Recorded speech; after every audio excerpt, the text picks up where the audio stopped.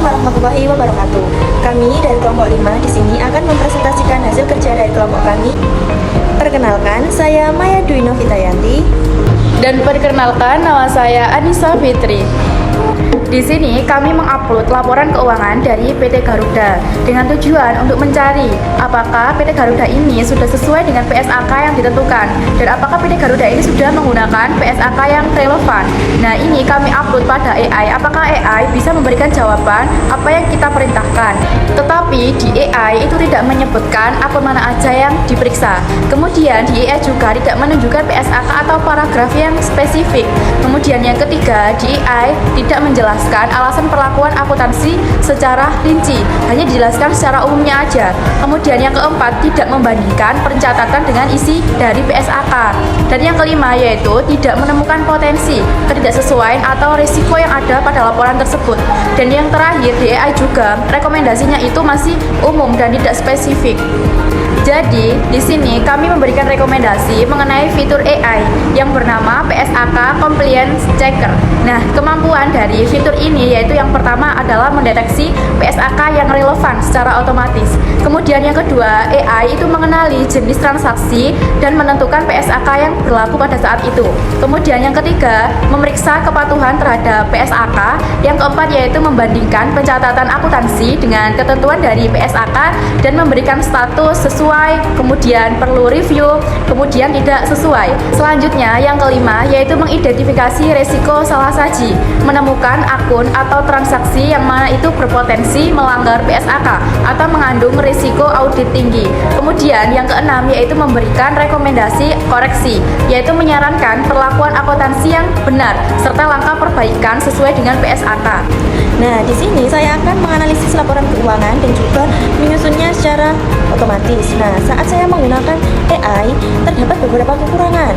Salah satunya yang pertama yaitu AI tidak menjelaskan mengapa akun tersebut penting. Kemudian, AI juga hanya menyebutkan akun penting tanpa memberikan alasan atau dampaknya terhadap laporan keuangan.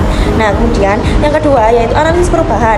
Itu tuh masih terlalu umum dan hanya mengatakan jika pendapatan turun dan rugi meningkat, tidak menjelaskan penyebab perubahan tersebut. Kemudian yang ketiga, tidak memberikan angka atau presentasi perubahan. Nah, seharusnya itu AI dapat menunjukkan besarnya kenaikan atau penurunan agar analisis lebih informatif. Nah, yang keempat, tidak menjelaskan resiko audit. AI hanya menyebutkan akun yang perlu diperhatikan auditor, tetapi tidak menjelaskan mengapa akun tersebut beresiko. Dan yang terakhir yaitu ringkasan laporan keuangan terlalu singkat, tidak memuat kondisi keuangan secara menyeluruh seperti posisi aset, kemudian liabilitas, ekuitas maupun arus kas. Nah, maka dari itu kita ingin mendesain AI di masa depan itu dengan menggunakan Financial Statement Analyzer. Nah, Financial Statement Analyzer ini apa sih? Nah, si Financial Statement Analyzer ini yang pertama itu digunakan untuk menganalisis penyebab perubahan akun secara otomatis. Kemudian yang kedua, menghitung persentase kenaikan atau penurunan setiap akun. Dan yang ketiga, memberikan risk score atau rendah, sedang, tinggi pada setiap akun. Yang keempat, mendeteksi transaksi atau perubahan yang tidak wajar. Dan yang kelima, menyusun ringkasan laporan keuangan yang lebih komprehensif. Nah, itu nanti akan kita desain untuk AI masa depan. Selanjutnya, kami kembali mengupload laporan keuangan PT Garuda triwulan 1 dengan tujuan untuk memerintahkan AI memberikan peringatan dini atau biasanya disebut early warning terhadap akun yang berpotensi menimbulkan risiko pada periode berikutnya. Tapi di sini bisa kita lihat dalam PPT bahwa jawaban AI itu memiliki banyak kekurangan. Yang pertama, kekurangannya yaitu AI tidak menjelaskan mengapa akun tersebut itu beresiko. Kemudian yang kedua, AI juga tidak menyebutkan akun atau transaksi spesifik yang menjadi penyebab resiko tersebut. Kemudian yang ketiga yaitu AI tidak menunjukkan bukti ataupun angka yang mendukung peringatan dini tersebut. Kemudian yang keempat, tingkat prioritas itu diberikan tanpa dasar analisis yang jelas. Kemudian yang kelima yaitu AI juga tidak memprediksi kemungkinan resiko pada periode berikutnya. Kemudian yang terakhir, AI juga memberikan rekomendasi tindakan auditor masih sangat umum dan tidak spesifik pada prosedur audit tertentu. Selanjutnya, kami di sini memberikan rekomendasi untuk fitur AI yang kami beri nama Early Warning System. Nah, fitur ini itu memiliki beberapa kemampuan. Yang pertama, fitur ini itu bisa menganalisis laporan keuangan, tren historis, dan perubahan setiap akun untuk mengidentifikasi potensi risiko sebelum berdampak pada laporan keuangan. Kemudian yang kedua, fitur ini itu secara otomatis mengirimkan notifikasi kepada auditor ketika menemukan kondisi yang memerlukan perhatian segera. Kemudian yang ketiga, fitur ini juga menghitung tingkat resiko setiap akun berdasarkan analisis data sehingga auditor itu dapat memprioritaskan pemeriksaan. Dan yang terakhir, AI tidak hanya mendeteksi resiko, tetapi juga menyarankan langkah audit yang sesuai untuk kedepannya. Nah, di sini saya menggunakan AI untuk mengupload laporan keuangan, kemudian menyuruhnya untuk mengidentifikasi apakah terdapat indikasi fraud dan menjelaskan pola fraud yang mungkin bisa terjadi. Nah, namun pada tampilan AI di sini menjawab bahwa terdapat kekurangan pada tampilan AI di sini, yaitu yang pertama, kekurangannya yaitu tidak menunjukkan bukti dari laporan keuangan.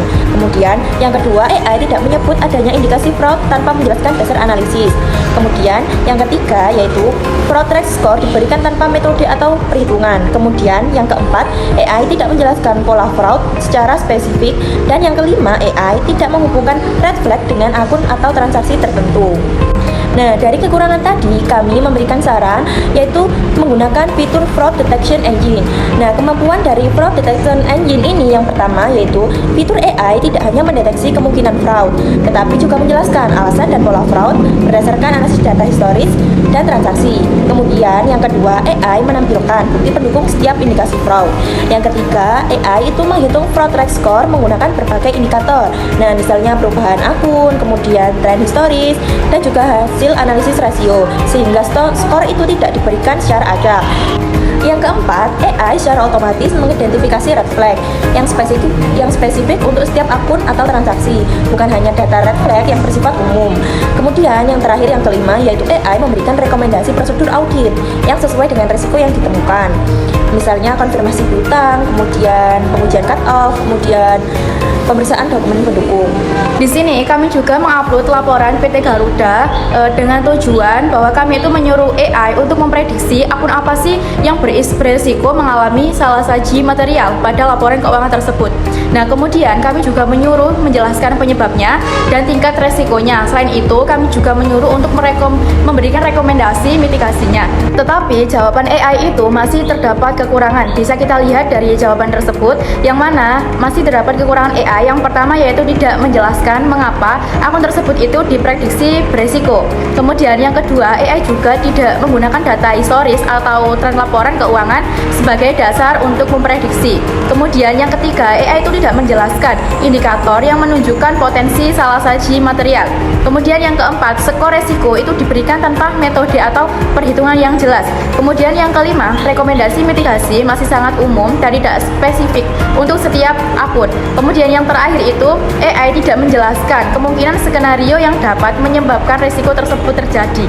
Oleh karena itu, kami memberikan rekomendasi untuk AI di masa depan untuk mengeluarkan fitur predictive audit. Nah, fitur ini itu memberikan kemampuan yang pertama yaitu dapat memprediksi risiko menggunakan data historis, bukan hanya memberikan perkiraan umumnya saja. Kemudian yang kedua, memberikan skor risiko. Yang pertama ada low, kemudian medium, dan yang terakhir ada high. Nah, beserta alasan penilaiannya.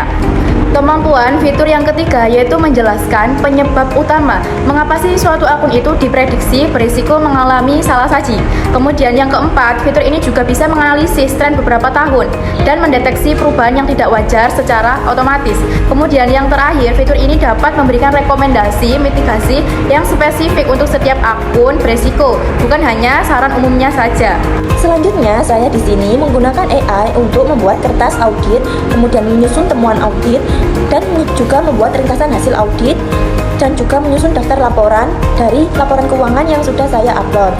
Nah, namun AI menjawab dengan menyertakan berbagai kekurangan, yaitu yang pertama, AI itu tidak menyebutkan tujuan, kemudian prosedur, kemudian bukti audit, dan kesimpulan per akun. Yang kedua yaitu AI itu tidak menemukan temuan audit yang masih sangat umum dan tidak menjelaskan penyebab maupun dampaknya. Yang ketiga yaitu AI tidak memberikan tingkat risiko atau prioritas temuan. Yang keempat, ringkasan hasil audit terlalu singkat dan belum menggambarkan kondisi perusahaan secara menyeluruh. Nah, dari kekurangan AI tadi, kami memberikan saran untuk AI di masa depan menggunakan fitur Audit Report Generator.